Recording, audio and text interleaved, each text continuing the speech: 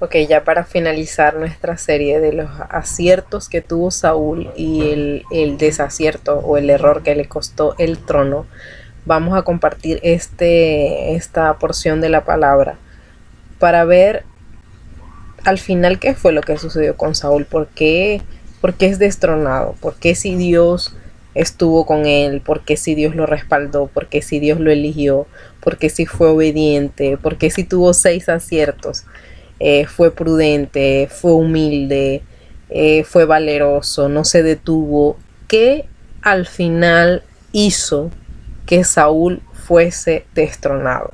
Y vamos a leer entonces una porción de la palabra en el capítulo 13 de Primera de Samuel. Vamos a leerlo desde el versículo 1 hasta el número 14. Amén. Entonces leemos la palabra bajo la dirección y autoridad del Padre, del Hijo y del Espíritu Santo. Y leemos la guerra contra los filisteos. Había ya reinado Saúl 1 año. Es decir, que ya tenía 1 año reinando. Y cuando hubo reinado 2 años sobre Israel, escogió luego a 3000 hombres de Israel, de los cuales estaban con Saúl 2000 en Migmas y en el monte de Betel, y 1000 estaban con Jonatán en Gabaa de Benjamín, y envió al resto del pueblo cada uno a sus tiendas. Y Jonatán atacó a la guarnición de los filisteos que había en el collado, y lo oyeron los filisteos. E hizo Saúl tocar trompeta por todo el país, diciendo: oigan los hebreos. Y todo Israel oyó que se decía: Saúl ha atacado a la guarnición de los filisteos, y también que Israel se había hecho abominable a los filisteos. Y se juntó el pueblo en pos de Saúl en Gilgal. Entonces los filisteos se juntaron para pelear contra Israel. 30,000 carros, 6,000 hombres de a caballo, y pueblo numeroso como la arena que está a la orilla del mar. Y subieron y acamparon en Migmas, al oriente de Bet-Aven. Cuando los hombres de Israel vieron que estaban en estrecho, porque el pueblo estaba en aprieto. Santo es el Señor. El pueblo estaba en aprieto, lo dice la palabra entre paréntesis. Dice: cuando los hombres de Israel vieron que estaban en estrecho, o sea, que estaban acorralados. Es como que usted tenga el enemigo, pisándole los talones, porque el pueblo estaba en estrecho. Se escondieron en cuevas, en fosos, en peñascos, en rocas, en cisternas. ¿Dónde no se escondió esa gente? Esa gente estaba asustado. Estaba asustado, que tuvieron que esconderse, donde no había lugar donde ellos pudieran huir para esconderse. Se escondieron porque estaban asustados. El pueblo estaba en estrecho. Y algunos de los hebreos pasaron el Jordán a la tierra de Gad y de Galaad. Pero Saúl permanecía aún en Gilgal, y todo el pueblo iba tras de él temblando. Imagínense que usted tenga alrededor un pocotón de cobardes temblando y usted también esté asustado. O sea, eso nos llama la atención. O sea, la presión de que como hombre él sentía en ese momento llevar a ese pueblo, ser líder del pueblo, pero que tú tengas a un pueblo a tu alrededor que está temblando, que está asustado. Y él esperó 7 días, conforme al plazo que Samuel había dicho. Pero Samuel no venía a Gilgal, y el pueblo se le desertaba. Imagínense que, Samuel le dijo: espérate ahí 7 días. Y este hombre no tuvo la paciencia de esperar. Corrijo, no fue el hombre, fue el mismo pueblo. El pueblo llegó y comenzó a desertar. Dice, el pueblo se le desertaba, es decir, ellos se iban yendo uno a uno. Porque es que un pueblo necesita el sacerdote, un pueblo necesita el enviado de Dios. Recordemos que Saúl era un hombre de guerra, o sea, era un guerrero,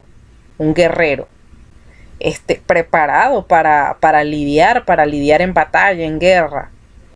Pero no era un hombre seleccionado, ungido por Dios para para hacer. El pueblo necesita unificación. El pueblo se unifica a través de los enviados de Dios, y Samuel era ante Dios el representante. Siempre lo fue, aunque el pueblo no lo veían, igual lo esperaban, porque el pueblo, ¿qué pasó con el pueblo? Se fue desertando al ver que no llegaba Samuel. Decía, pero ¿qué hacemos?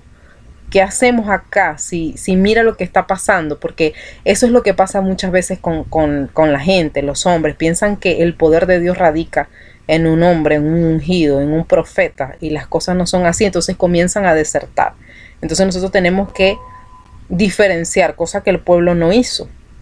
El pueblo de una vez que hizo, no llegue este hombre, vamos a ir desertando, vámonos yendo. Entonces el pueblo se le desertaba. Entonces dijo Saúl, tráeme holocausto y ofrendas de paz. Y ofreció el holocausto.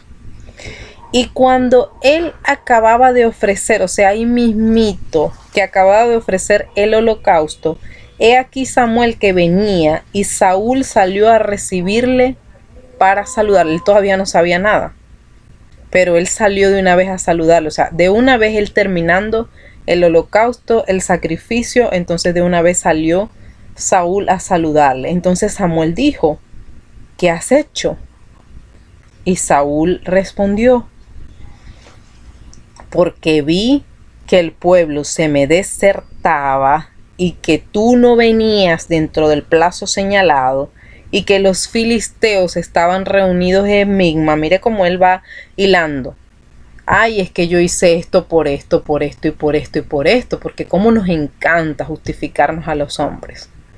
Hacemos, después que cometemos el error, es que yo lo hice por esto, es que yo me sentía así, así, así. ¿Y qué le importa a Dios cómo tú te sentías? Si no fuiste obediente y no cumpliste lo que Dios te está mandando, igualito pecaste.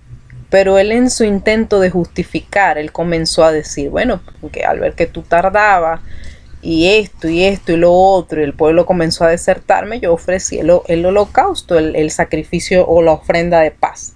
Y me dije, ¿verdad?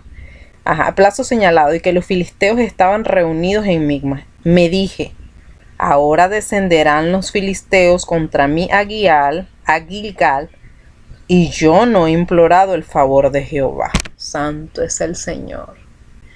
Es como que si nosotros estuviéramos en un aprieto, sabiendo que Dios está con nosotros, y no le creamos que Dios está con nosotros. O sea, que tenemos que acostumbrarnos a que no, yo ayuno para que la gente no me deserte, para que no se me vaya el pueblo, o para que suceda esto. No. Si usted está con Dios, usted no necesita hacer un gran sacrificio. Claro, es necesario pagar los precios necesarios, pero usted no lo hace por un favor de parte de Dios. Usted lo hace porque usted disfruta estar con Dios. Dele la gloria al Señor. Cuando usted aprende que no es el hombre, cuando usted aprende que cuando usted comparte con Dios, cuando usted le da el lugar a Dios, Él comienza a enviar, Él comienza a proveer, Él comienza a respaldar, Él comienza a hacer lo que Él te ha prometido que hará. Tú comienzas a entender que tú no haces las cosas creyendo o queriendo un favor de parte de Dios. Tú lo haces porque tú anhelas sentir la presencia de Dios, porque tú quieres estar en presencia de Dios, porque tú sabes que Él, teniéndolo a Él, tú lo vas a tener todo. Cuando tú aprendes esa diferencia, tú no haces las cosas esperando que Dios te brinde un favor. Y eso fue lo que hizo Saúl. Saúl dijo, bueno, en vista de que yo vi que el pueblo, ¿verdad?, que los filisteos estaban contra mí en Gilgal, y yo no había implorado el favor de Dios porque yo no sabía cómo implorar el error, ¿verdad? No, es que, ¿qué denota? No sabía implorar el favor de Dios. Porque el favor de Dios usted lo puede pedir a través de los labios, ¿verdad? Usted dice, Señor, mira, se me está presentando esta situación, ayúdame. No tenía que hacer nada, no, Dios no le demandaba en ese momento que él hiciera absolutamente nada, sino esperar. Y eso es precisamente el error que cometió Saúl, que no esperó y que se adelantó. Entonces dice, me esforcé pues. y ofrecí holocausto. Dios en muchas de las circunstancias no te está pidiendo esfuerzo. Él te está pidiendo que tú le creas. Él te está midiendo para que tú esperes en Él. Pero ¿qué pasa con el ser humano? Es que yo lo hice. Es que yo me esforcé. Es que no ves, no te das cuenta, Dios, que yo estoy trabajando. No te das cuenta. ¿Acaso no tienes cuidado, como le decía Marta al Señor Jesús cuando estuvo? Es que no te da cuidado que yo esté toda afanada aquí trabajando y está aquí. Y el Señor Jesús, en su infinita misericordia, le dijo: Marta, Marta, afanada y turbada, ¿no ves que ella ha elegido la mejor parte?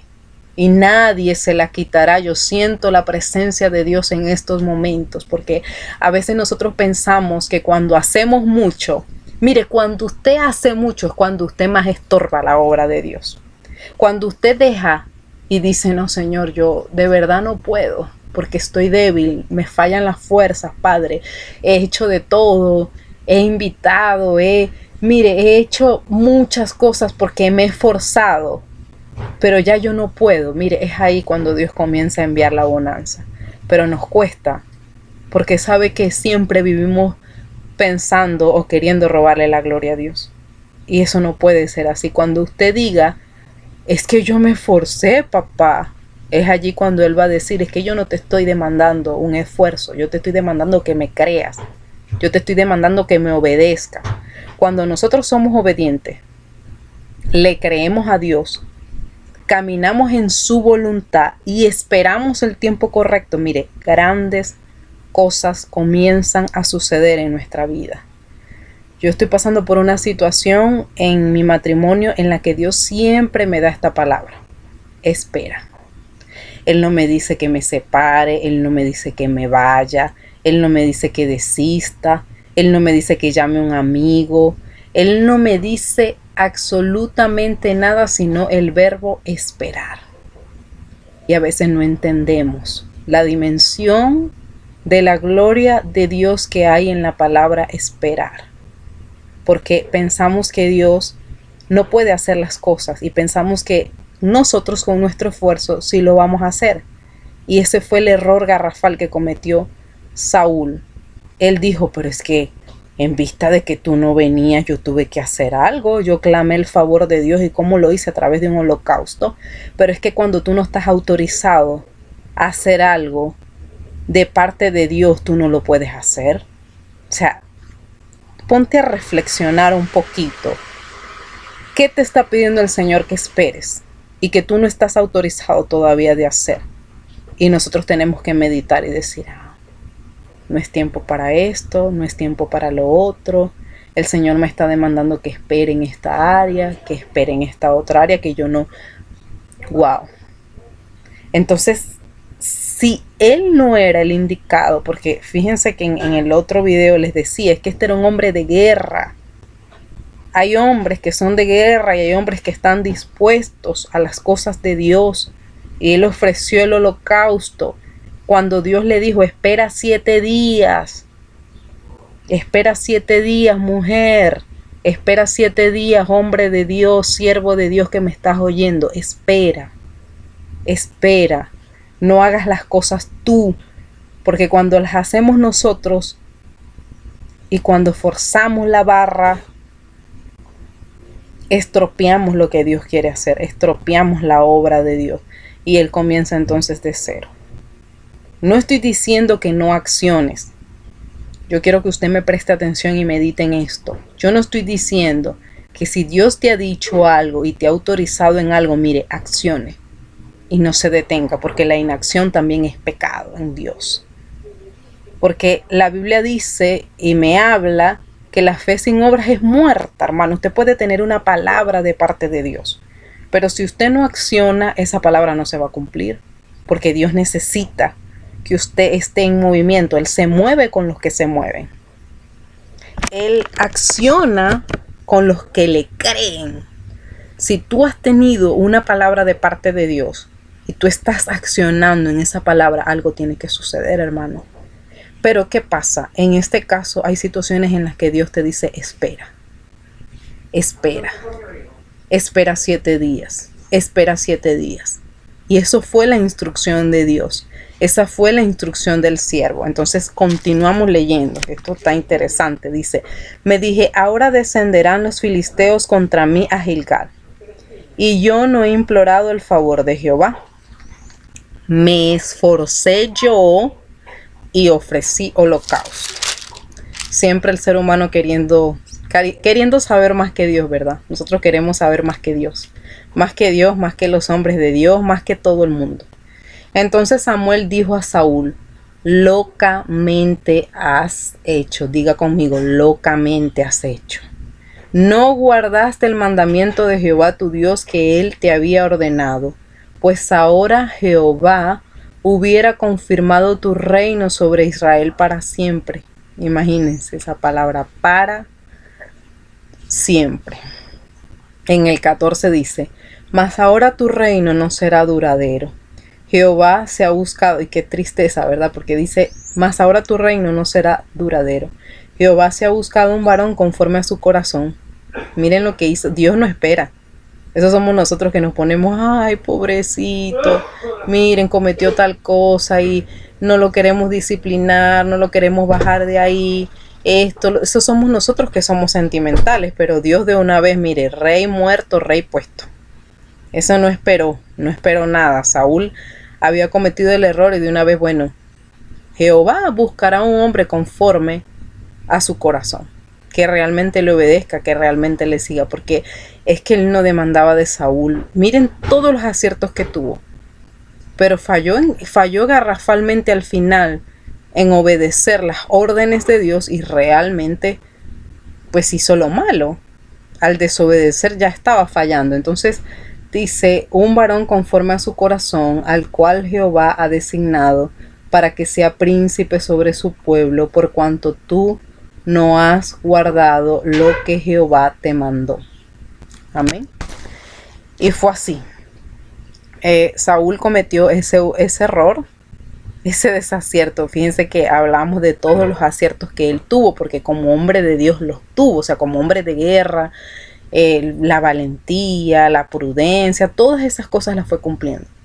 Pero el último error fue garrafal, porque él pensó que con su esfuerzo, él pensó que estaba autorizado para hacer las cosas, y a veces nosotros, eso es como por ejemplo cuando tú estás bajo la cobertura de un pastor. Yo siempre recuerdo esto, que tiene que ver con la imposición de mano, y el pastor siempre nos decía, mire hijo, si usted no está autorizado de parte de Dios, no imponga las manos con ligereza. Y eso lo aprendimos. Mire hija, usted puede ser líder, usted puede ser esto, lo otro, pero si Dios no le ha autorizado, no lo haga. No lo haga porque está fallando la cobertura. ¿Quién puede? El que está en un liderazgo, el que Dios le autoriza, el que Dios le dice, mira, tú estás acá en el servicio y me vas a ministrar, tú estás autorizado de parte. Qué bonito hacer las cosas con autorización.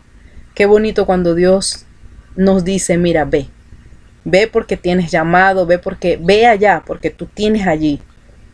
Y qué hermoso es hacer las cosas en obediencia a papá, siendo autorizado, pero sobre todo dándole la gloria a él, no diciendo, es que eso lo hice yo con esfuerzo y me moví, hice lo otro, hice esto. No, porque es que las cosas en Dios no funcionan así. Cuando tú incluso más te esfuerzas, cuando tú denotas más un esfuerzo, una acción, Él te deja solo.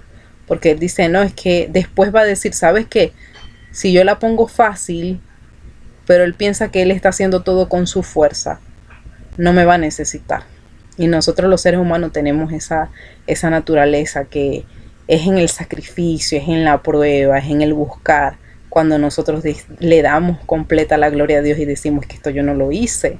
Es Dios el que está trabajando, es Dios el que está obrando, es Dios el que está abriendo las puertas.